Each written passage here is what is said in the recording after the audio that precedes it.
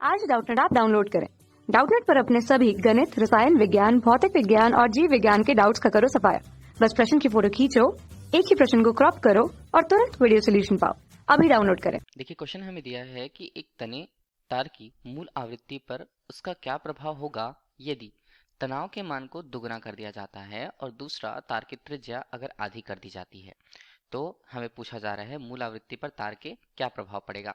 तो देखिए, तार से संबंधित किसी तार में उत्पन्न होने वाले अनुप्रस्थ तरंग की अगर हम बात कर रहे हैं तो उसकी मूल आवृत्ति का सूत्र क्या होगा। तो तार में उत्पन्न होने वाली मूल आवृत्ति, उत्पन्न तरंग की मूल आवृत्ति का जो सूत्र होगा एन के रूप में, इसका मान होता है 1/2 L वर्गमूल के अंदर टी बटे यहाँ पर स्मॉल m के रूप में। ठीक है, तो ये हमारे पास एक सूत्र होता है। अब देखिए, यहाँ पर m हमें क्या बता रहा है, एकांक लंबाई पर इसका द्रव्यमान। तार के एकांक लंबाई पर उसका द्रव्यमान n के रूप में अगर हम देख रहे हैं यहाँ पर, तो इसका सूत्र होता है 1/2L के रूप में।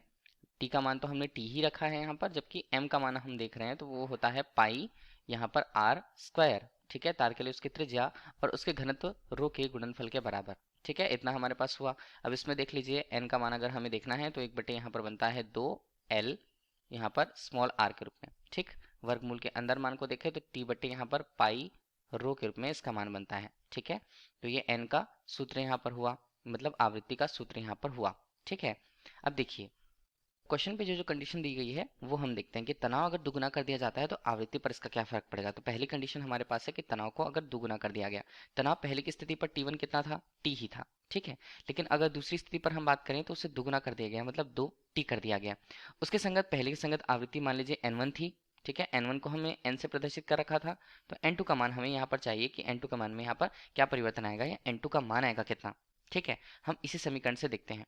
तो ये समीकरण हमें ये बता रहा है कि 2L R और पाई और रो, ये सारे मान जो होते हैं वो नियत मान होते हैं। तो इस तरह से n का मान, मतलब आवृत्ति का मान किस पर निर्भर करता है, वर्गमूल के रूप में ये t पर निर्भर करता है, मतलब ये तनाव पर निर्भर करता है कुछ इस तरह से।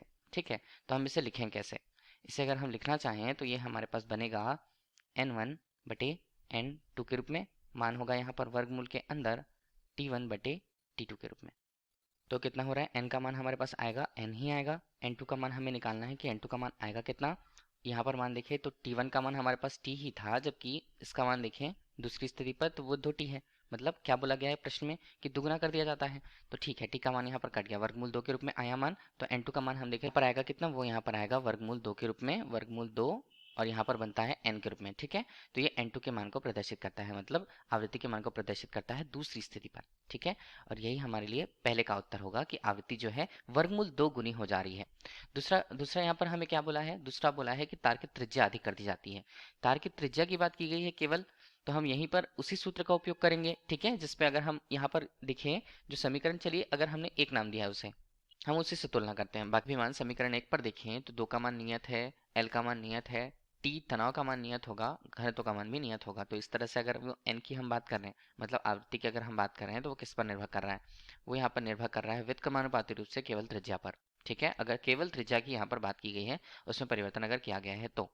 ठीक है, तो त्रिज्या यहाँ पर बोली जा रही है, कितनी कर दी जा रही है, ये त्रिज्या अगर आधी कर दी जाए, ठीक है, क्या हमारे लिए वो होगा यहाँ पर N1, हम लिख लेते हैं N1/N2 के रूप में। मान यहाँ पर बनता है R2/R1 के रूप में।